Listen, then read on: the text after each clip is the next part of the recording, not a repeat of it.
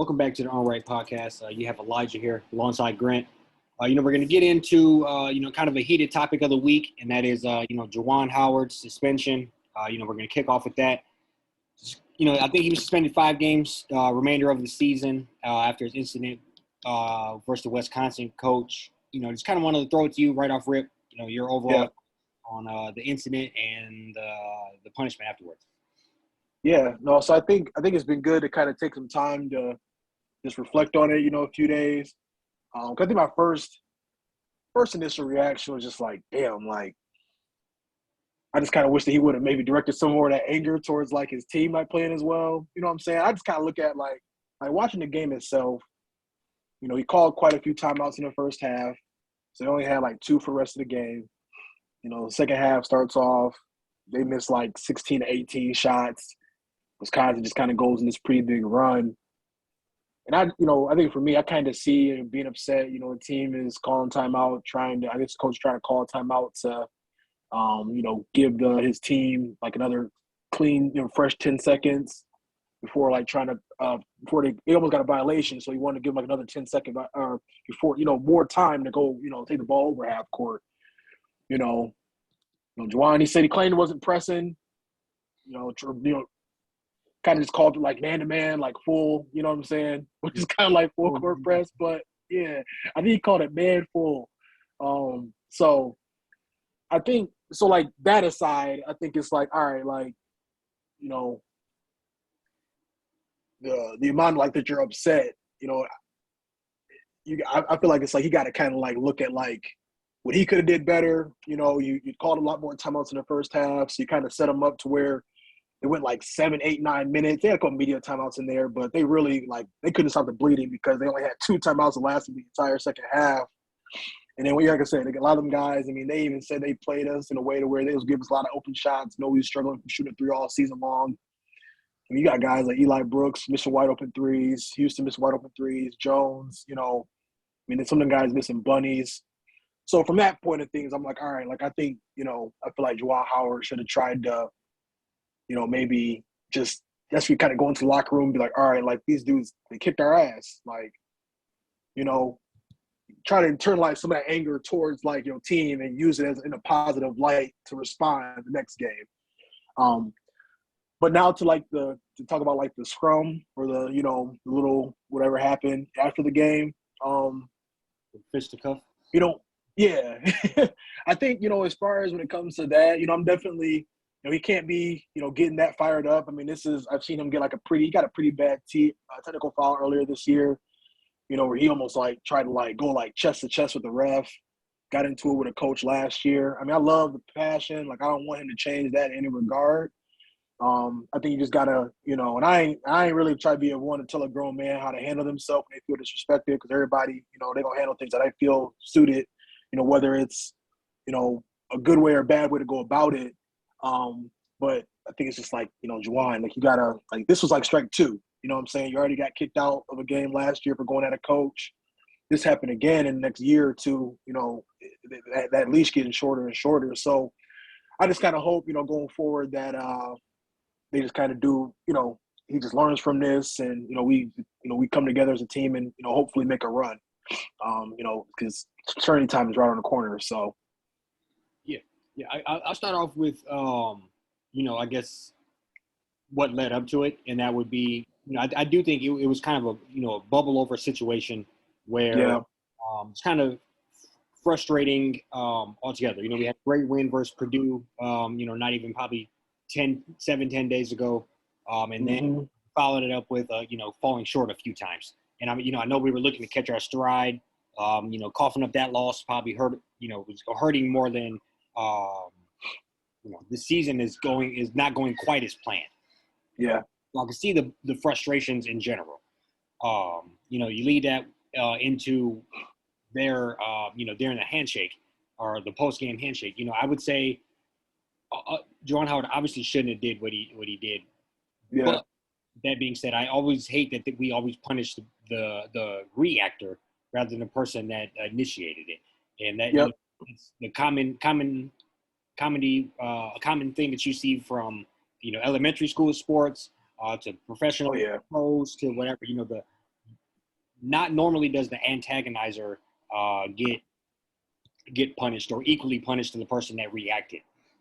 So I think that's kind of a shitty situation in general. I think Yeah. he was grabbed. He was in the heat. He was already upset prior to that. He was grabbed, and then all hell broke loose. Yeah. I think the punishment itself, this could have been, like you said, just kind of like a warning shot. Well, hey, you got an altercation last year versus Maryland. Yeah. Like you said, you chest bumped a coach or a referee, not even 2 or 3 months ago, and then this happens. So maybe it was kind of a warning shot to say, hey, reel it back in a little bit. But Yeah. when I look at, I guess other things that I've seen, I just in my research and what I found over the last couple of days and seen on Twitter and people talking about it, there's been other instances where coaches have done far more egregious things and gotten little or no suspensions. And just to name a few, Mark Few, the Gonzaga coach, got a DUI in September. He was suspended 1 game. Pat Summitt's son, Tyler Summit, was a Louisiana Tech head coach, and he got caught sleeping with students that attended the school. He was fired, or not fired, but he was only suspended and then later on fired after like a big uproar, according to the article. So that was an initial little slap on the wrist. And I think throughout the history, you always hear about coaches getting in various little things that are completely uncalled for, completely unnecessary, whether it's altercations with their wife, altercations with students. We all know what we're talking about when we say that there's another coach in our home state that gets in an altercation with a player, probably every other season. And half of the crowd actually loves it and adores it. So I would say, it's just an odd thing in general. And I don't want it to become a thing where now he kind of has like that Draymond mentality where every time he does anything, it's quick to the T. It's quick, So I just hope it doesn't spin into that. I'm hoping as a team, this can kind of pull us together. I heard today, I think we're playing maybe possibly tonight, they're wearing all black tights, all black socks and shoes in honor of Juwan Howard. I'm hoping this can kind of we can make the best light a fire. Best out of a bad situation. We're still right about a bubble team to getting in, and if we can, knock out a couple of these games here, and then hit the Big Ten, get him back fired up, and it could theoretically catapult the team a little bit.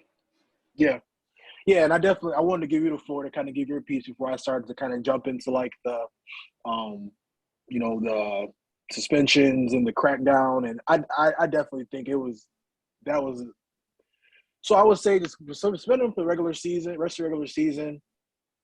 That's fine and all, but I definitely agree with you. I mean, that's a pretty long list of like some things that coaches have done in the past, and I always felt like we always just make a joke like, if you ain't cheating, you ain't trying, and this kind of shows that the standard I feel like Michigan kind of holds themselves to, compared to like some of these other schools, where it's just like slap on the wrist, where it's like getting in trouble for NCAA sanctions or sleeping with students, or I think Jim Boeheim like killed somebody driving a car when he was like under the influence, and it's always kind of been like a little to where I just sometimes feel like Michigan just, and obviously we haven't seen too many instances of like this, which is a great thing, but like I just feel like sometimes it's like with that in the media, I go on there, people saying they asking for his job, saying like coach should like press charges, and I also think that like sometimes some of that stuff kind of fuels the fire to where sometimes they're like, well, we can't only give him like 1 or 2 games, like we're gonna catch a lot of heat for that, to where it's just like I look at it as just a mistake, man. I think he's kind of in this spot right now where he's first couple years, very successful season, went to the Elite Eight last year, won the Big Ten, outright. And, this year's went the exact opposite, to where they're a bubble team now, on the verge of being one of, like the first 4 playing on like Tuesday to like play into the actual tournament. But I think the assistant coach from Wisconsin that was kind of in there shoving players, I think he should definitely suspend a game. I even feel like, honestly, number 0 for Wisconsin, like I watched, obviously, I'm sure we all watched the film, quite a few times, since Sunday. I mean, I kind of saw him running in there really just like on some like free for all. He gave Williams one, tried to give Diabate one, you know, and just kind of like ducked out and took off. And I think 1 game suspension for both of them, all of them, or I'd say for at least the Michigan kids, that's probably warranted. I think at that point, they was really just kind of like trying to defend themselves and just like help out their team and stuff. But I think the Wisconsin assistant coach, he should have definitely got, at least a game. I didn't really love Wisconsin saying like, this isn't like a Greg Garb fine. This is like a Wisconsin fine, so they're going to pay it for him. Like, why does Juwan Howard get slapped with a 5-game suspension and $40K on top of that? But then, but like it's clear as day that, like I said earlier in the podcast, you don't want to, like with somebody, you feel like if somebody's feeling the type of way, you need to kind of let them do their thing. I'm sure these guys, it's easy for them to get in touch with each other, get each other's phone number, talk about it after the fact, how they felt about the situation, and move on. I'm never going to tell somebody how they should react to these types of things, when they felt, a type of way and such. But I feel like if you're the Wisconsin coach, you got to just kind of let him go by. Obviously people weren't seeing eye to eye when it comes to, and I feel like, I'm just trying to kind of, I'm definitely support Juwan and everything. I'm just kind of trying to look at things from like both sides. Did you need to be playing press man with 15 seconds left in the game by 15? No. But like, did Wisconsin's coach need to call, a timeout just to prevent a 10-second violation with 15 seconds left to go up by 15? Definitely not. So, when it comes down to it, it's funny because it's like it was just such a stupid thing, to kind of like be pissed about overall. But I definitely think Wisconsin they got off a little too easily. But hopefully, I hope they learn from this and like Michigan, like, all right, let's hopefully we get some revenge, in the tournament and handle business that way going forward. And I think definitely so as far as everything prior to everything that happened during the game, yeah, is as far as I'm concerned, okay. It's I kind of liken it to when you play Duke and they're down like 14 points. They're going to foul you the last minute. It's the most ridiculous thing ever, but they just do it. Should they really be doing it? Probably not. I would hate that as a coach. I probably would smack Coach K like he smacked him. But that happened. So I think we could each chalk that up to we were telling our players to play hard to the end of the game. We're a bubble team. Yep. We can't take nothing light. They could say, hey, this is a good coachable moment. We want to let these backups know, hey, this is how you break a press because they might need it. I can understand both of those.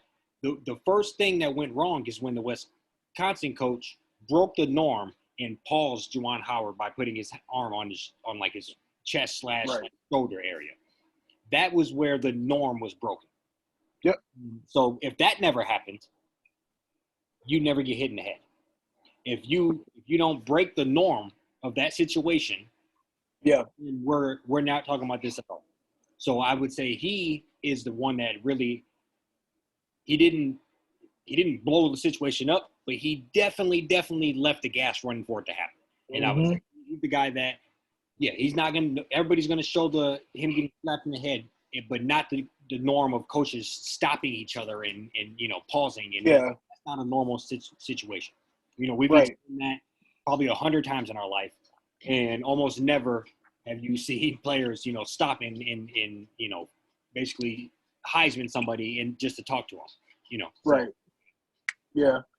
Yeah. No, I'm definitely with you on that. It's like I said, it's kind of come one of them things where you got to let my man's pissed off. You definitely know he's pissed off. Who cares if he said, I'm going to remember that? Like, all right, like, I hope so. You know what I'm saying? And like, I feel like as a Wisconsin coach, it's like, I don't know. It's all, I feel like it's all in the spirit of competition. You can't like, you can't, that's something that you can like react to the way he did when it came to like Juwan, like not let Juwan just walk past him.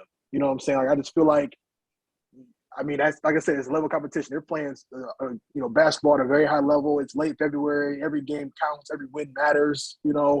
So I just feel like you got to just move forward and like, there's reasons why like we not a fan of Wisconsin and Wisconsin not a fan of us. Like we not a fan of state, they're not a fan of us. Ohio, this, that, and the third. A lot of rivalries within the Big Ten. So I just feel like he could have just like chopped it up to, we kicked their ass They're not happy about it. All right, like so be it. And then but then even going back to Jawan, because I don't obviously we support him and don't want him to get fired and all this type of stuff. But how I feel like Jawan should have took it has been like, all right, they kicked our ass. Like we're gonna go in this locker room. We're gonna have a conversation about it. We're gonna go at practice. We're gonna go hard at practice this couple of days, and we're gonna let this sink in, and we're gonna think about it, until our next game. And now we're gonna be on a revenge tour, vendetta, whatever you want to call it. Like almost welcoming or looking forward to that matchup, like that revenge, to be able to have a chance to get that revenge against them. So I just think in the spirit of competition, Garb, he just gotta kind of like it's competition. Like I don't know why he felt the need to try to stop and grab him, and like there's that meme going around on Twitter, the guy on the airplane like shake my hand, like trying to like fight through to like force somebody to shake his hand. Like, bro, like it ain't that deep. You know what I'm saying? Like it's a handshake. Like you're not getting one.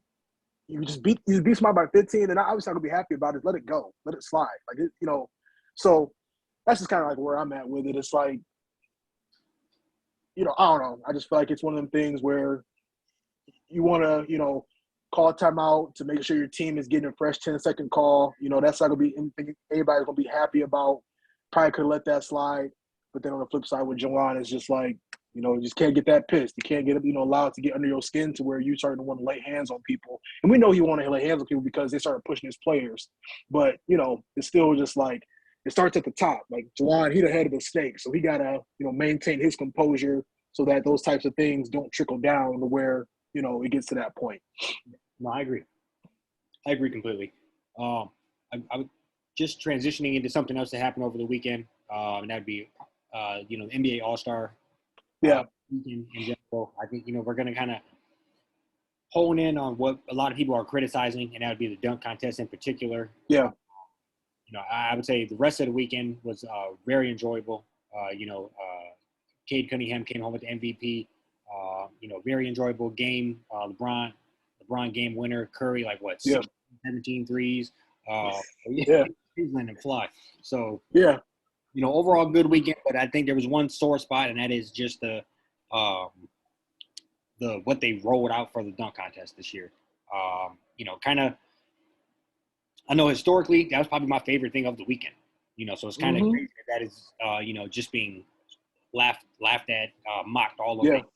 So, kind of, what do you think they could do to change it? What do you think needs to be done? Should they scrap it, come up with something new, force players to do it? $1 million winner, what's the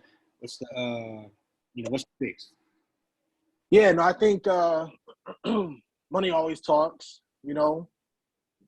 put, 2.5 mil, 5 mil, you know what I'm saying? Try to just get the juices flowing. Just try to Adam Silver, whoever kind of runs that stuff, to just kind of, make some calls around the league like, John Moran, what can I do for you to join the dunk contest?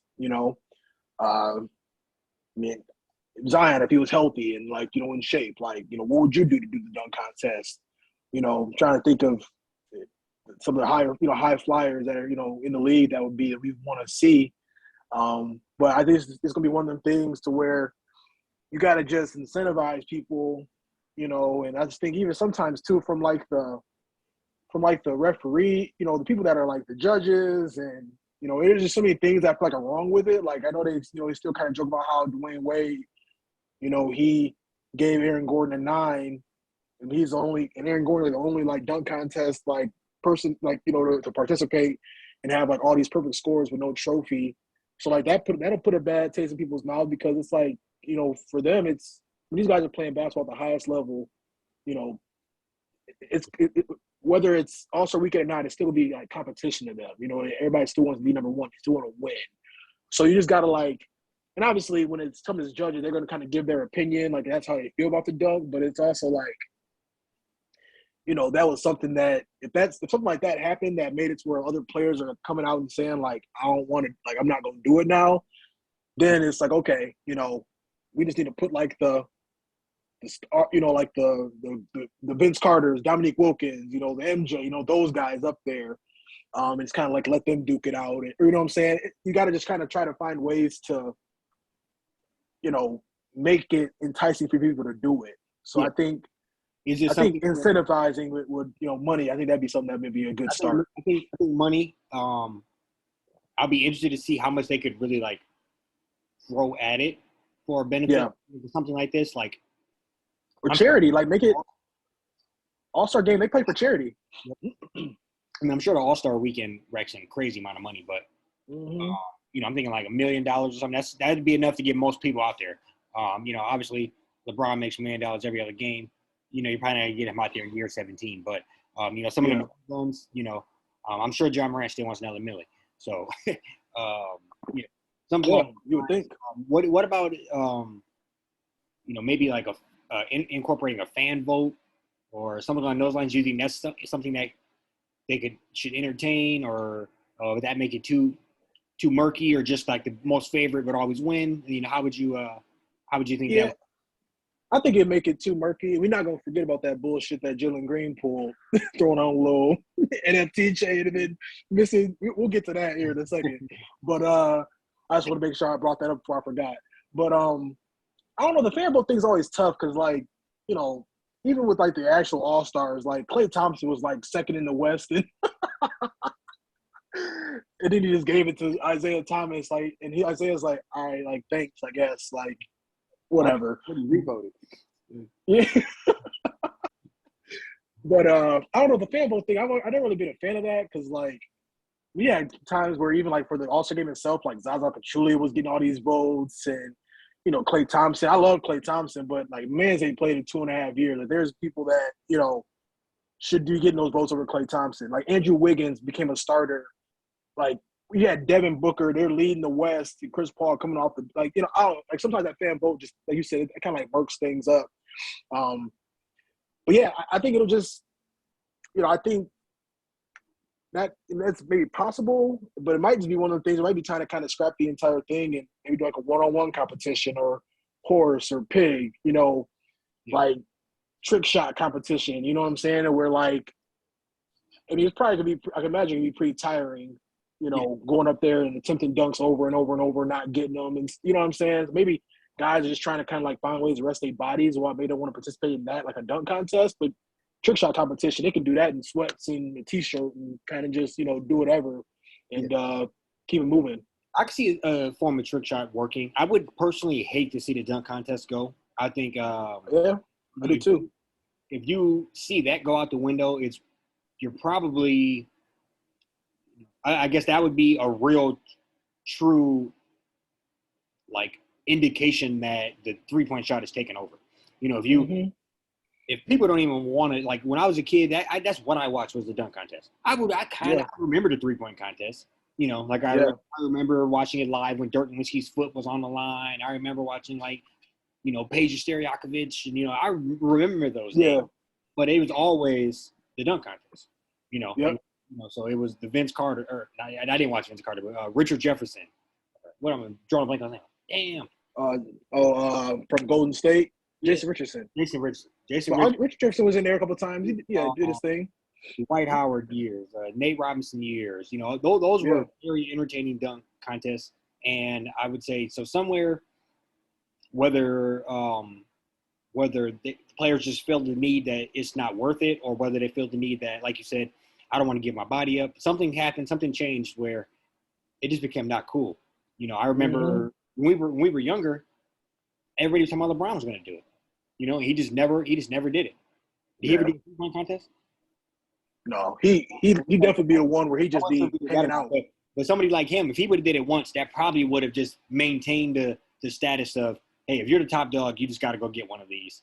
But if he just said, forget about it, that kind of everybody else will fall in line. Yeah, So that's kind of interesting. So if he probably would have got it, we probably would have seen a KD also.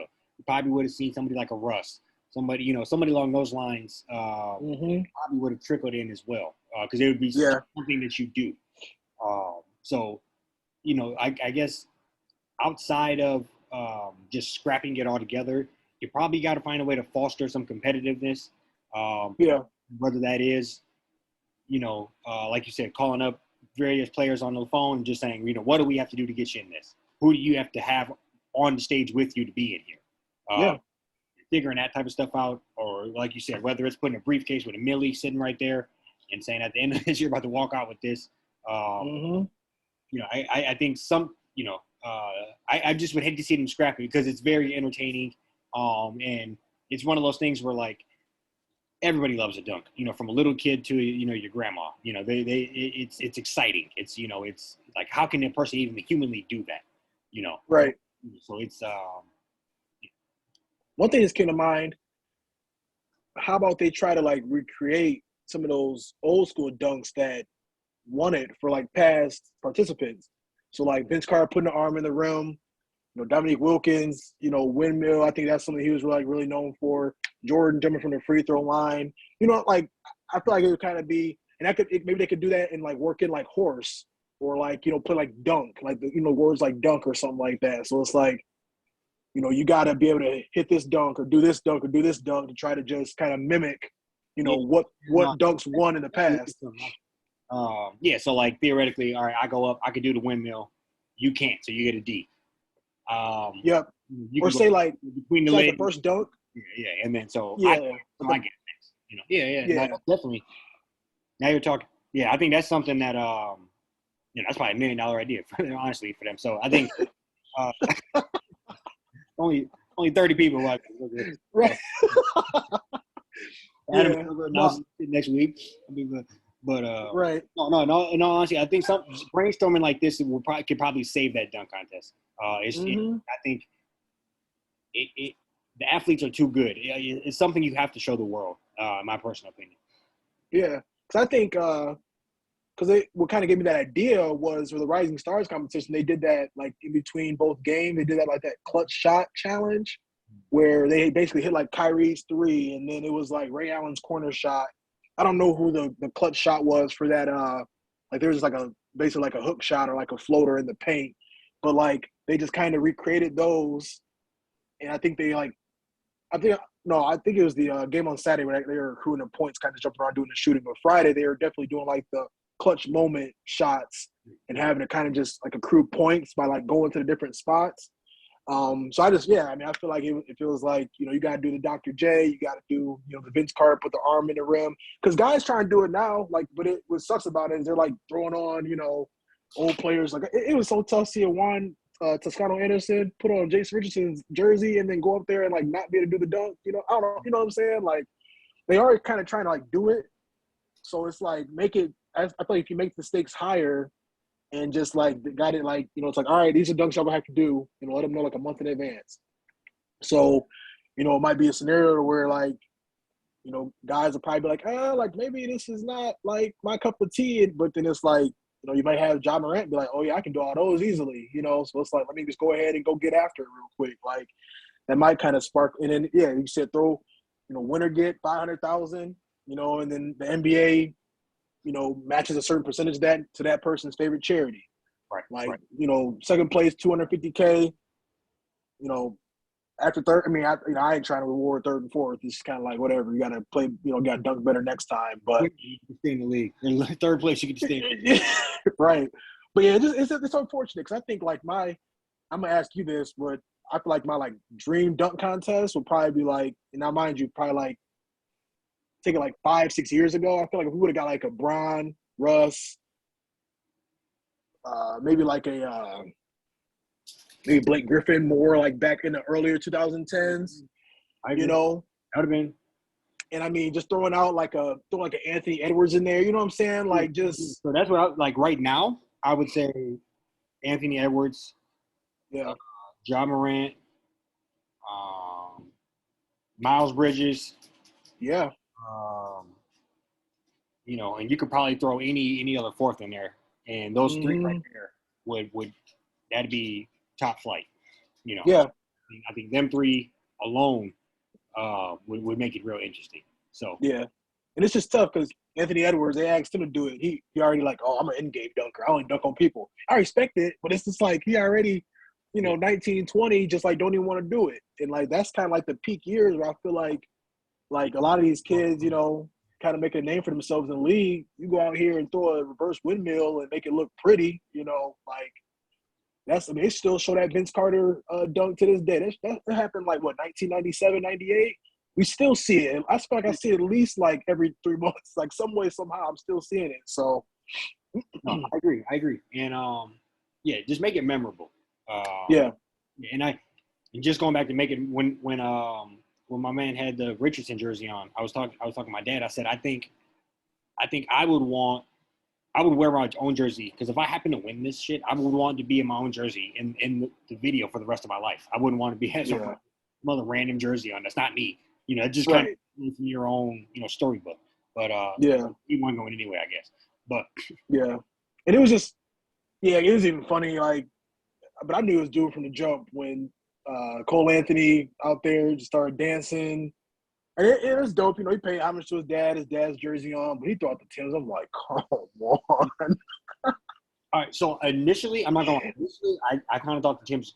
I wasn't that mad at it. It was the fact that he took 12 minutes to put them on, and then it took way too long, and then he just went on and didn't do nothing. It's like it was the anticipation for that was, you never oversell and underdeliver. That's exactly what he did.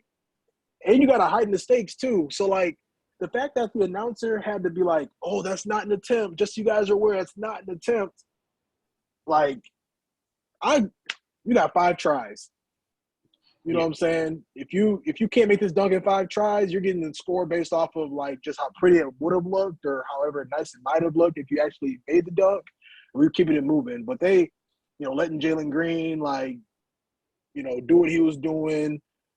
Coming back and just barely getting it. I mean, he had Kareem walk out the building. He was so tired of it. He was so fed up. Shaq over on the sideline, pissed off. Like he has so many attempts. I don't give a what. Even if he's just running up there and jumping, like, bro, what do you? That's an attempt. I'm like, after this, like, how many fake attempts? How many fake non-attempts can we get before it counts as an attempt? Like, how many? Like, right, like a 3-for-1 or something. This shit is crazy. Yeah, but like you said, it's gonna be tough though, man. Because like one thing I'll say, I feel like All-Star Weekend. If I wasn't, maybe like invited to the All-Star game, it's like, do you want to go wherever just to dunk for like a half hour, or do you want to go to Costa Rica with your wife and your kids and lay around for a week? So it's obviously a lot of factors that kind of go into it. And I think Miles should have got a nod for All-Star. One of the All-Star guys coming off the bench. I definitely think he deserved that. But I think that's one thing too that kind of plays a factor. Like a lot of guys, if they're not going to be there on like Friday, Saturday, or Sunday, or if they only going to be doing the dunk contest on Saturday, they probably just like, well, you might be able to get somebody to double dip. If they plan on Sunday and like want to do it Saturday, or have the dunk contest Saturday, it's like okay, cool, but. It's rare that it also matters where you're at. If you're doing this in LA or if you're doing this in Miami, you're gonna get it like you said, it's a vacation spot anyway. Ain't nobody from Cleveland. You know where it's gonna be at next year? Utah. Cancel the dunk contest. I just had a cancel All-Star Weekend. They just play the game Sunday and call everything else good. I don't think there's nothing to do with Utah. Pistons just got LCA. They should go ahead and put one down there. Yeah, I don't know how far in advance they decide, but I did hear that it's going to be Utah next year, and it's a very underwhelming city the year after that. I want to say, I believe it's like Indianapolis is after that. So, But I think I will say, like, out of all the sports, I ain't watching hockey's All-Star game. I will watch like the home run derby in the summer. That's something that's probably only baseball that I really tap into before the playoffs. I always enjoy just seeing these dudes just like hit the long ball. I think that's kind of cool. NFL, they got to figure something out or just scrap it all together. But I always feel like NBA, they do it right. They get creative with the Rising Stars Challenge. That was kind of cool having that draft, putting a couple G League kids in there. Had a kid from Detroit in the G League right now. I didn't even know that. He was playing in that game, one of them games. Skills challenge, 3-point contest is always going to be like what that is. So they got everything else. All-Star game on Sunday is always great. Like I watch that front to back every year just because I know it's going to be, they're going to be doing their thing for, at least like after halftime. That's when we really start trying. But, Yeah, I mean they'll have pretty much a success. They can try to find a way to get some of these stars, these high flyers, to tap in. I mean, in every couple years at least. You know what I'm saying? Like it's okay. I know we're not gonna get it every year, but just get us like every 2-3 years. Give us a nice little show. Yeah, I did see someone on Twitter said treat the dunk contest like the Olympics every time. They Yeah, gotta do something. yeah, no, for sure. So, We get anything else? Or that's it. I'm gonna just say, going back to the Juwan Howard thing, I guarantee you he don't lose no recruits. So I promise you, Greg Garvin get no recruits over what he did Yeah. on Sunday. Ain't Ain't nobody going with, yeah, Yeah, ain't nobody. I'm like, yeah, my coach got smacked in the face and was a little bitch. right. You there?